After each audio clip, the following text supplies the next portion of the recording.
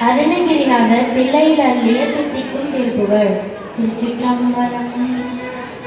எழுகடல் மணலை அளவிடில் அதிகம் எனதிட பிறவி அவதாரம் இனி உனதபயம் எனதுயிர் உடலும் இனி உணர்வெடுக முடியாது கடுகொடு நலியும் எரிபுவி மரளி கமலை நினைக்கவும் அயலாமல் கடலுணதபயம் அடிமையும் அடிமை கடுங்கின் அடிகள் தருவாயே வேதிகள் அழகி மரகத அடிவி விமலின் அருளும் முருகோனே விரிதர மெரிய குலகிரி